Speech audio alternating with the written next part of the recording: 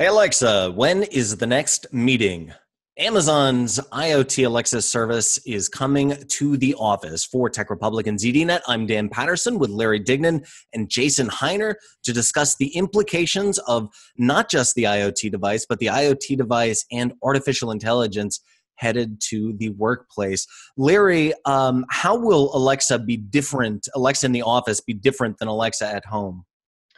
In the office, it's probably going to be teed up more towards your calendar, scheduling rooms. If you look at the Echo Look device, there's a video screen there, so you could see video conferencing happening.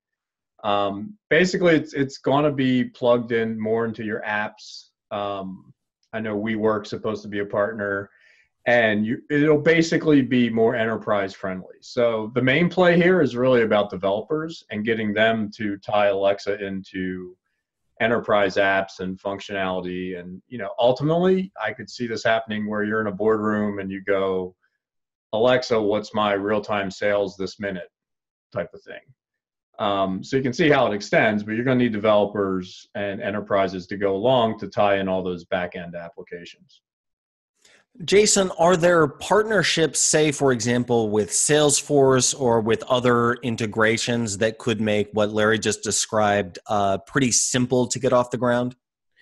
Yeah, the biggest one is really going to be, I think the first one they're likely to tackle too is likely to be the conference thing. One of the biggest pain points, and and we talk about this all the time, the fact that you go into a conference room, it's 2017, we have all this new technology, and you still can't get a PowerPoint to work in a conference room, or you still can't get a conference call to work, or especially get crazy, try to get a video call going, right? A lot of it still doesn't work, and you still end up wasting, right, 10, 15 minutes trying to get everybody connected, or having to go in, half an hour early before the meeting to make sure everything gets connected. So you can imagine walking into a conference room and saying, Alexa, connect to Conference Bridge, or Alexa, video conference with the Las Vegas office, or Alexa, set up PowerPoint from the desktop, or send desktop computer to the screen to pull up PowerPoint.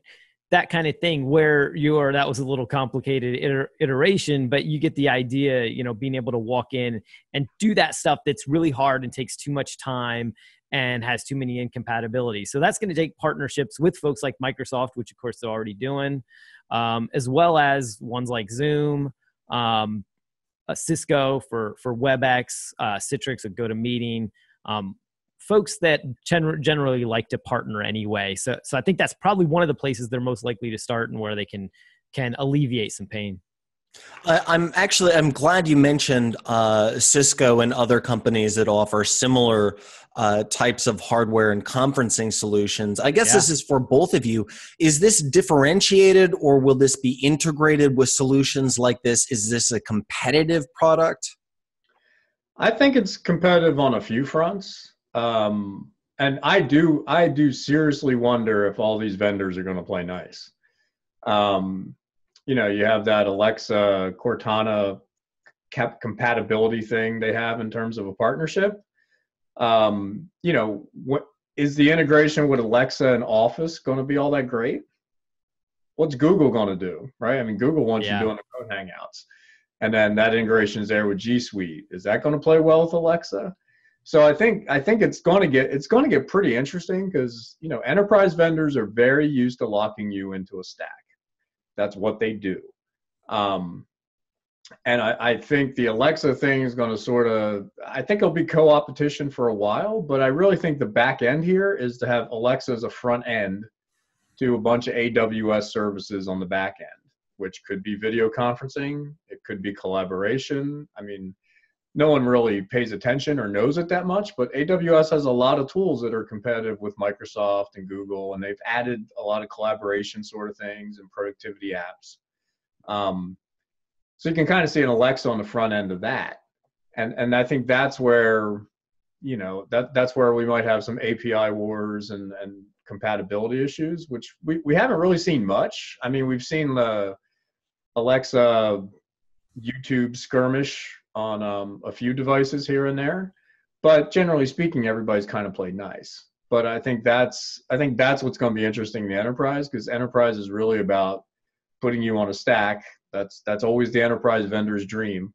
And Alexa's going to tie into all these back end services. So you put Alexa in the front end, it connects to AWS AI services on the back, or video services or whatever, and then before you know it, the AWS wallet share basically expands. And I think that's where it kind of mirrors it. The whole Alexa for Business thing, it mirrors two strategies. One is consumerization, right? We're all used to talking to Alexa at home. The other one it mirrors is basically developer first. And AWS has a developer army already for Alexa. So that pivot to business it's not that much of a reach, really. Yeah, I think the interesting thing, you look at Microsoft and Cisco, these are companies that are known to have some sharp elbows sometimes. They can get a little chippy, but it's funny to think that Amazon could be competing with them in enterprises, right? Because Amazon's such a consumer company. I think the play that they're likely to make and where they potentially could win is where they say, look, we're going to do mostly the services. Okay, sure. We're going to have a little device that somebody could put in their conference room and could connect to it, but we're not going to be making the hardware. You guys are still going to sell tons of hardware. You guys are going to still sell, your stack to somebody. We're just going to be some of the glue that helps, connect some of that stuff, and the interface that helps people take commands and an interface that they already know and make it easier to connect to your stuff so that potentially you could sell even more.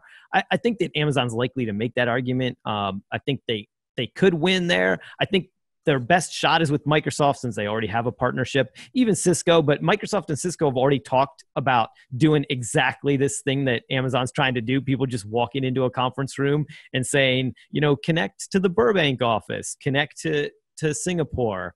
But it's unclear whether they could really pull it off. Especially on the sort of the voice services side. Cortana's not bad. We know that Siri, Apple's not going to do it. Siri's not good. Google is maybe the wild card. Will they play nice or not? I think more likely not, because they'd like to do all of this with their own voice platform, and I think they're the most competitive. I think the others are a little bit of a toss-up, a jump ball. Cisco and Microsoft. And yeah. Google is also a leader with artificial intelligence and just released the hardware, the Hangouts hardware that could be competitive as well. But regarding AI, that dovetails with another issue that companies will always be sensitive about, and that is security. How are there assurances that what is uttered in a conference room when Alexa is or is not on will stay secure? Yeah, well, there'll have to be some security component somewhere. It's sort of like, does Google Gmail read your email when in the corporate workplace, right?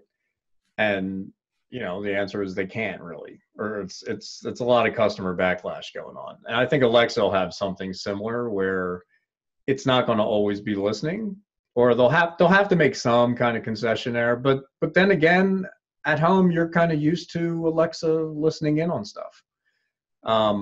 So I don't know if that's really a hurdle per se, because let's face it, everything's on video now anyway, right? So I don't know if privacy really exists in a corporate boardroom anyway, right? So I mean, I do think if say you had Alexa in a Google Cloud Platform meeting, which let's face it, it's a little absurd.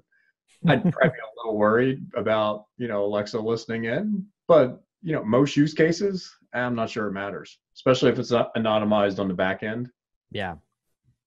Will that data be useful to feed the AI engines, though? Oh, certainly. No doubt. I mean, that's why Amazon is basically flying over households in a helicopter and carpet bombing your house with Alexa devices.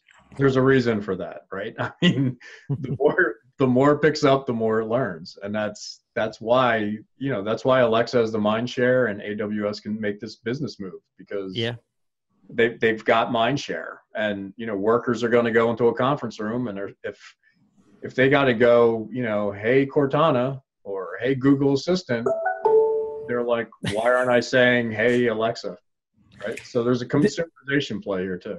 Algorithms are so data hungry, right? And so you look at the companies that are winning in the next generation of tech, right? It's the companies that understand and use data the best. They understand, they have the most data, they know how to use it, they know how to use it to understand more about their customers, more about markets.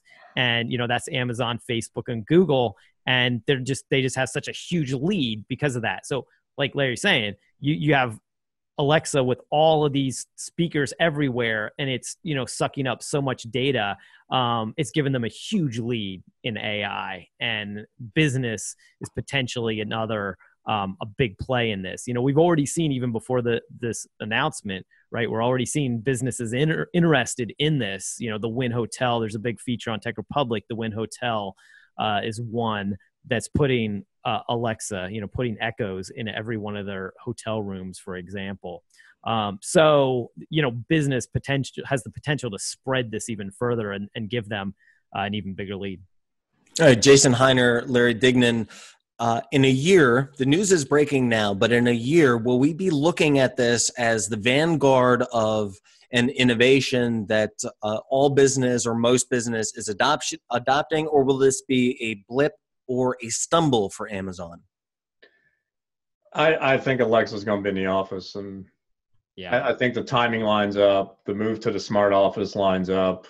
There's so many tech upgrades you have to do because we've spent so much money on snacks, coffee, open floor plans that sort of suck, and furniture.